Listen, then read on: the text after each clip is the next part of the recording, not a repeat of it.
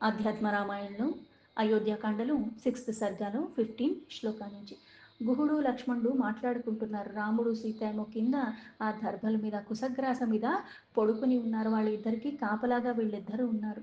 అయితే రాముడికి ఇలాంటి పరిస్థితి రావటానికి కారణం ఆ కైకేయియే కదా.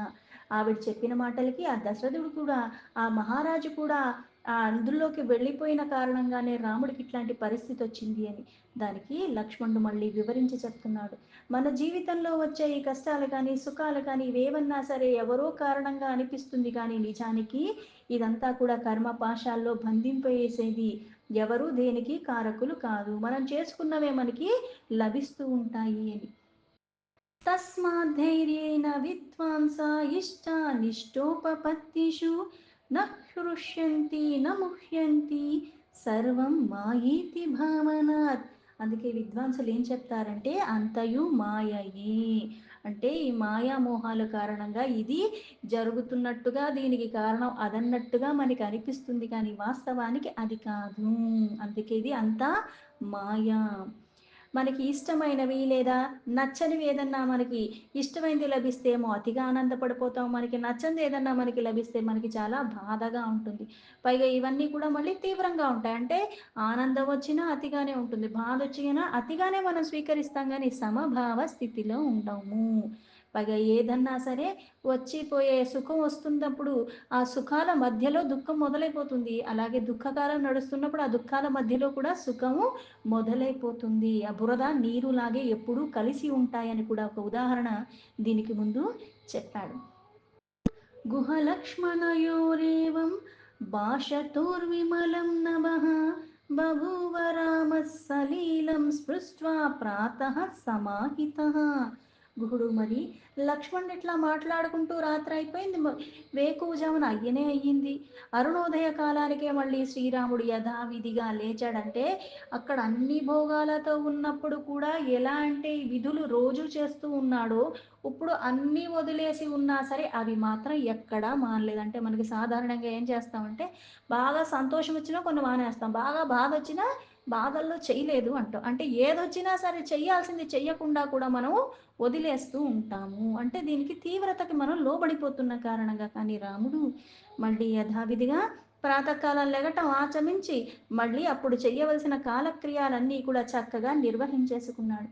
ఉవాచ శీఘ్రం సుదృఢాం నావమానయ మే సఖే శ్రుత్వా రామస్య వచనం నిషాధాధిపతిర్గుహః.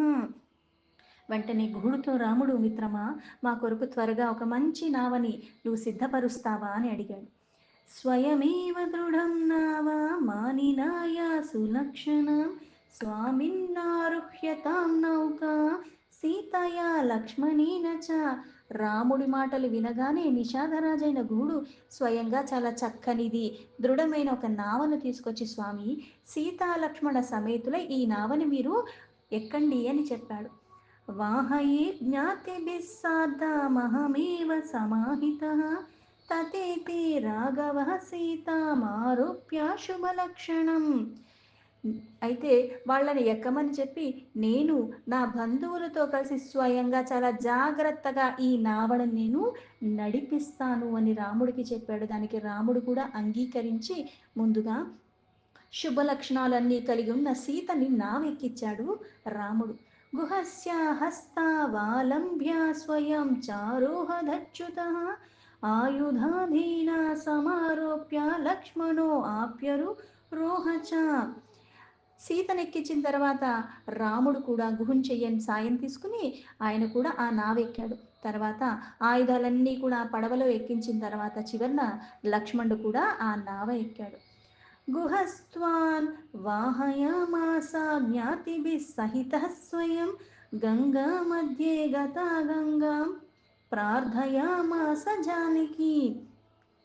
గుహుడు స్వయంగా తన బలాలతో ఆ నావను నడిపిస్తూ ఆ నావ క్రమేణా గంగానది మధ్యలోకి చేరుకుంది. ఆ జానకీదేవి సీతాదేవి గంగను చూస్తూ ఇలా ప్రార్థించింది. దేవీ గంగే నమస్తుభ్యం నివృత్త వనవాసతః రామేణ సహితాహం త్వాం లక్ష్మణేన చ పూజయే ఇత్యుక్త్వా పరకులం తౌ శనేర్యుత్తీర్యం జగ్మతుః. ఓ గంగాదేవి, నీకు నమస్కారాలు. ఈ వనవాస కాలం తర్వాత రామ లక్ష్మణుల సహితంగా మళ్ళీ నేను తిరిగి వస్తాను. మళ్ళీ నిన్నప్పుడు పూజించుకుంటాను. అంటే ఈ కాలం అంతా కూడా మమ్మల్ని కాచి కాపాడు అన్న భావనతో అలాగా మొత్తానికి గంగా నది అవతల ఒడ్డుకి చేరుకున్నారు వీళ్ళందరూ. చేరుకున్న తర్వాత నావని దిగి కాలితో నడక మొదలుపెట్టారు. गुहोऽपि राघवं प्राह गमिष्यामि त्वया सह अनुज्ञां देहि राजेन्द्र नो चेत् प्राणास्त्यजाम्यहम् श्रुत्वा नैषाधिवचनं श्रीरामस्तमधाब्रवीत् चतुर्दशसमाः स्थित्वा దండకే పునరప్యహం. అప్పుడు గుహుడు రాముడితో, ఓ రాజేంద్ర, నన్ను నీ వెంట రావటానికి అనుమతిస్తావా, లేకపోతే నేను ఇక్కడే నా ప్రాణాల్ని వదిలేస్తాను, అంటే నేను నిన్ను సేవించుకుంటాను అన్న భావనలో అడిగాడు. అయితే నిషాదరాజు మాటలు విన్న శ్రీరాముడు మటుకు, నేను ఎంత అంటే ఏదో ఒక్క నిమిషమే కదా అలా వెళ్ళి వచ్చేస్తా అన్నట్టుగా 14 ఏళ్ల వనవాసం తర్వాత దండకారణ్యంలో గడిపిన తర్వాత మళ్ళీ నేనే వచ్చేస్తాను, నేను సత్యమే పలుకుతున్నాను, అంటే నువ్వు రావవసరం లేదు అన్నట్టుగా చెప్పాడు రాముడు. ఆయాస్యాం యుధితం సత్యం నాసత్యం రామభాషితం ఇత్యుక్త్వా లింగ్యత్వం భక్తం సమశ్వాస్య పునః పునః.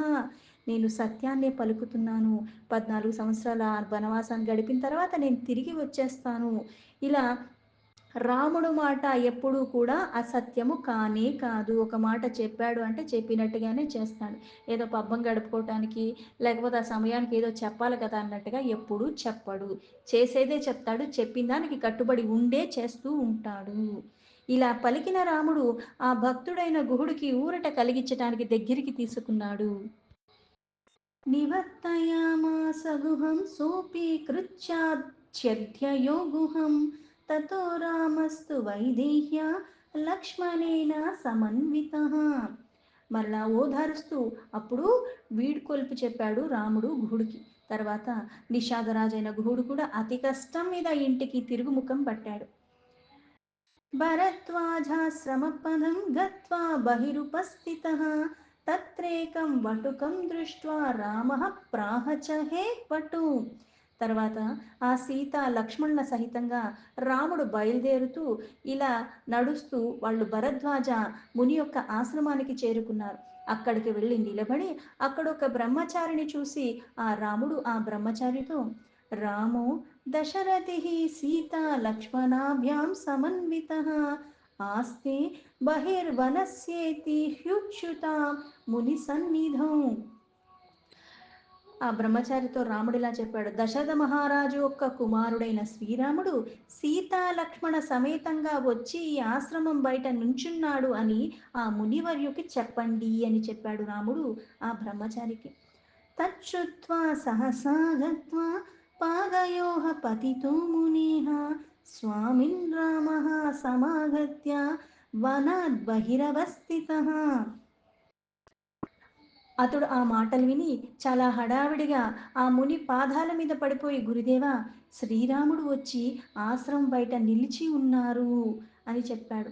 సభార్య సానుజ శ్రీమానః మాం దేవ సన్నిభః భరద్వాజాయ మునయే జ్ఞాపయస్వ యథోచితం. యథోచితంగా భరద్వాజ మునివరులు కూడా ఆ విషయం తెలియజేయమన్నారు అని అది విన్నవించుకున్నాడు. తచ్చుత్వా సహాసోత్థాయ భరద్వాజో మునీశ్వరః గృహీత్వార్ఘ్యం చ పాద్యం చ రామస్యామీప్యమాయయో. ఈ భరద్వాజ మహర్షి ఆ మాట విని వెంటనే లేచి అక్కడ ఆర్ఘ్య పాద్యాదులన్నీ తీసుకుని రాముడి సమీపానికి చేరుకున్నారు.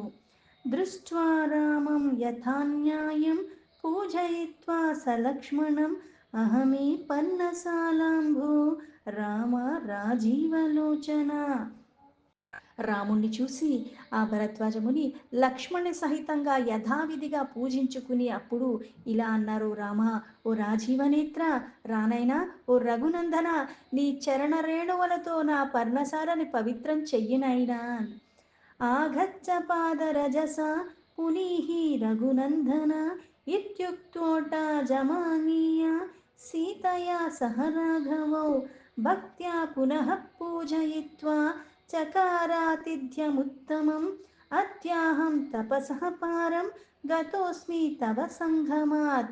ఇలా పలుకుతూ ఆ సీతాదేవితో సహా ఆ కుటీరంలోకి రాముణ్ణి ఆహ్వానించాడు ఆయన. భక్తిపూర్వకంగా మళ్ళీ వాణ్ణి పూజించుకుని ఉత్తమమైన అతిథి సత్కార్యాలన్నీ చేశాడు. తర్వాత రామ, నేడు నీ దర్శన సాంగత్యంతో నా తపస్సంతా కూడా సఫలమైపోయింది. అంటే ఒకటి మనకి లభించినప్పుడు మనం చేసిన వాటికి ప్రతిఫలంగా అది లభించింది. అందుకుని ఇప్పుడు దాకా చేసినవన్నీ కూడా నాకు ఇట్లా ప్రతిఫల రూపంలో నీ దర్శన భాగ్యం, పైగా నిన్ను నేను ప్రత్యక్షంగా సేవించుకునే భాగ్యం లభించింది. నేను ధన్యుణ్ణి అన్నాడు. జ్ఞాతం రామా తవూదంతం భూతం చాగామికం చ యత్ జానామి త్వం పరాత్మానం మాయయా కార్యమానుషం. ఓ రఘునందన, మీ భూత భవిష్యత్ వృత్తాంతాలను నేను పూర్తిగా తెలుసుకున్నవాడిని. నువ్వు పరమాత్ముడివే అయినప్పటికీ అన్నది ఎవ్వరికీ తెలీదు. కార్యసిద్ధి కోసమే మాయా మానుష రూపంలో లీలలు చేస్తున్నవాడివని నాకు తెలుసు అని.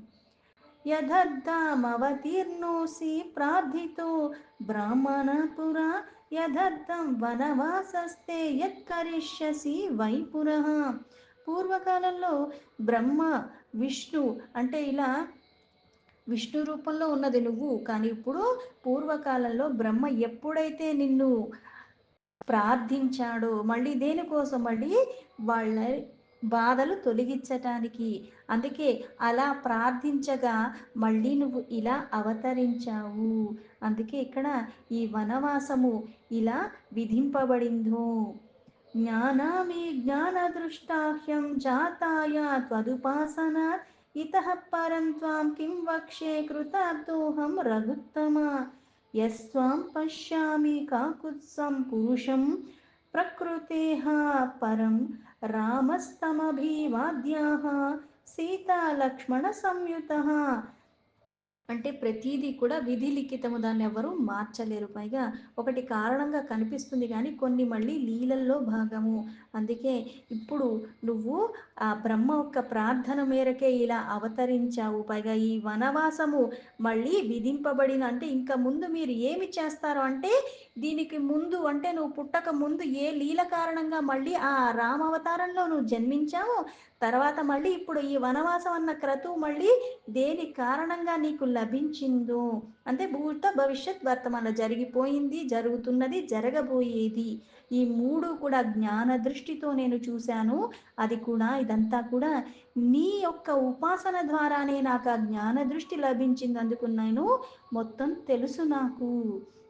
అందుకే ఓ రఘుశ్రేష్ఠ, ఇంతకన్నా ఎక్కువగా మీతో నేనేమి చెప్పగలను. అందుకే ఓ కాకుత్స, ఆ వంశంలో జన్మించిన నిన్ను ప్రాకృతికి అతీతుడివై ఉన్న సాక్షాత్ పురుషోత్తముణ్ణి నేను దర్శించుకుంటున్నాను నేడు. అందుకే నేను కృతార్థుణ్ణైపోయాను.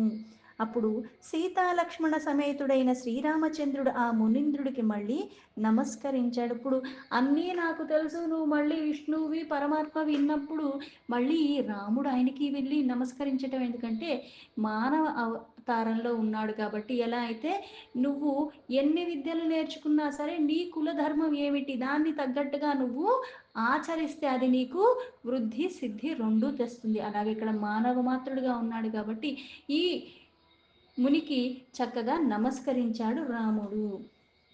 అనుగ్రాహ్య స్వయా బ్రహ్మన్ వయం క్షత్రియ బాంధవాః ఇతి సంభాష్యతే అన్యోన్యముషిత్వా ముని సన్నిధౌ.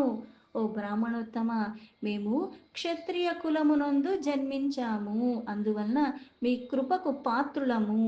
ఇలా పరస్పరం ఒకరితో ఒకరు సంభాషణ చేసుకుంటూ ఆ ముని కూడా ఆశ్రమందే ఉండిపోయాడు. ప్రాతరుత్థాయ యమునాముత్తీర్య మునిధారక్యేహ కృతప్లవేన మునీనా దృష్టమార్గేణ రాఘవః. మళ్ళీ ప్రాతకాలంలో మేల్కుని ఆ రాముడు ఆ ముని కుమారులు జన్మించిన, అలాగే ప్రాతకాలం మళ్ళీ రాముడు మేలుకుని ముని కుమారులు ఏదైతే పడవను తయారు చేశారో మళ్ళీ దాని మీద ఎక్కి మళ్ళీ యమునా నదిని కూడా దాటాడు. ప్రయయౌ చిత్రకూటాద్రిం వాల్మీకిర్యత్ర చాశ్రమः గత్వా రామోద వాల్మీకిరాశ్రమం ఋషి సంకులం.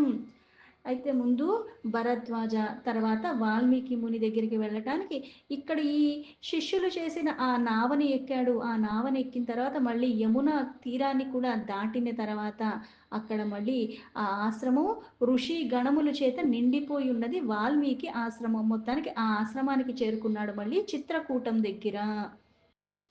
నానామృగద్విజాకీర్ణం నిత్యపుష్పాఫలాకులం తత్ర దృష్ట్వా సమాసీనం వాల్మీకిం మునిసత్తమం. ఈ ఆశ్రమం ఏదైతే చిత్రకూట పర్వతాల దగ్గర వైపుగా ఉన్నదో వాల్మీకి మహర్షిది, అది చాలా మృగాలతో పక్షులతో ఎప్పుడూ కళకళలాడుతూ ఉన్నది. ఇంతే కాకుండా మృగాలు పక్షులే కాకుండా అక్కడ పళ్ళు కానీ అలాగే పువ్వులు ఆ చెట్లతో చాలా నిండిపోయి ఉన్నది, పరిపూర్ణమైనట్టుగా ఉన్నది, ఎప్పుడూ శోభాయమానంగానే ఉన్నది. ఆ మహర్షి అక్కడ కూర్చుని ఉండగా చూసి శ్రీరామచంద్రుడు ఆశ్రమంలోకి ప్రవేశించాడు. ననామా శిరసా రామో లక్ష్మణేన చ సీతయా దృష్ట్వా రామం రమానాథం వాల్మీకిర్లోకసుందరం. సీతాలక్ష్మణ సమేతంగా శ్రీరామచంద్రుడు ఆ మునీంద్రుడికి నమస్కారం చేస్తున్నాడు. అప్పుడు వాల్మీకి చాలా కమనీయమైన అక్కడున్న కమలాలతో సమానమైన తన నేత్రాలని అలా చూస్తూ ఉండిపోయాడు. జానకీ లక్ష్మణోపేతం జటా ముకుటమండితం కందర్ప సదృశాకారం కమనీయాంబుజేక్షణం. అంటే ఆ రూపాన్ని చూస్తూ, అంటే అందరికీ లభించే భాగ్యం కాదు, అందరూ చూడగలిగే రూపం కాదు, అందరికీ ఆ భాగ్యం లభించదు. అందుకుని ఆ కమలాల వంటి సమానమైన నేత్రాలు కలిగిన ఆ రాముణ్ణి తన కళ్ళతో చూస్తున్నాడు. మన్మధుడిలాగా అతి సుందరంగా ఉన్న ఆ రాముణ్ణి తన కన్నులతో చూస్తున్నాడు. ఇప్పుడు ఎలా ఉన్నాడు ఆ రాముడు? జటామకుటాలన్నీ ధరించి నారచీరలు ధరించి ఉన్నాడు. ఇలా ఉన్నప్పటికీ కూడా ముల్లోకాల్ని మోహింపజేసేలాగా ఉన్నాడు. కొంతమంది ఉంటారు చాలా విలువైన వస్తువులు వేసుకుంటారు కానీ ఆ వస్తువు విలువ కనిపించదు వాళ్ళు వేసుకుంటే. కొంతమంది ఉంటారు ఏమీ ధరించరు కానీ ఎలా ఉంటారంటే చూసే కొద్దీ చూడాలి, ఆ ముగ్ధత్వానికి లోబడిపోతూ ఉంటాము. ఇలా ముల్లోకాలనే మోహానికి గురి చేసి అటువంటి రూపము, పైగా లక్ష్మీపతి అయిన ఆ రామచంద్రుణ్ణి సీతాలక్ష్మణులతో కూడి ఉండగా తిలకించాడు ఆ వాల్మీకి ముని. దృష్ట్వేవా సహసోత్తస్థం విస్మయా నిమిషే క్షణః ఆలింగ్య పరమానందం రామం హర్ష శృలోచనః.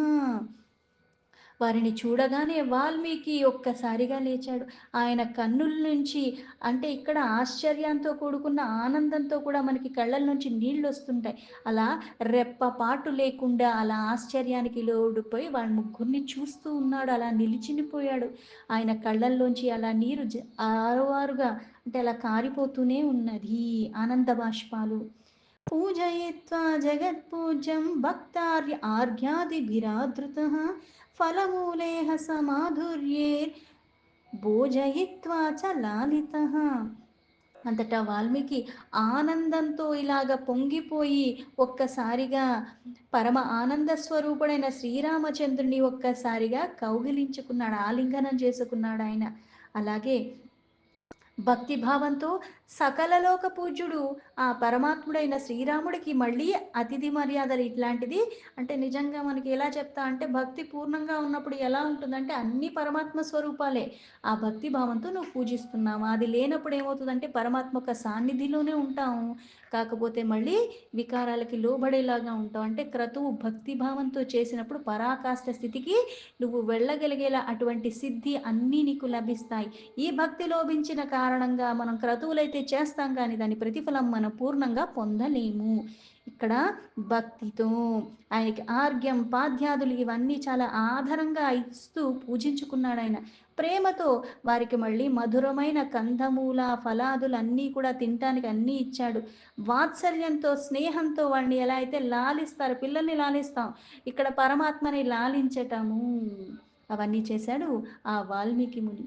దీంతో ఆధ్యాత్మ రామాయణంలో అయోధ్యకాండలో 6th సర్గలో 48 శ్లోక సంపూర్ణం.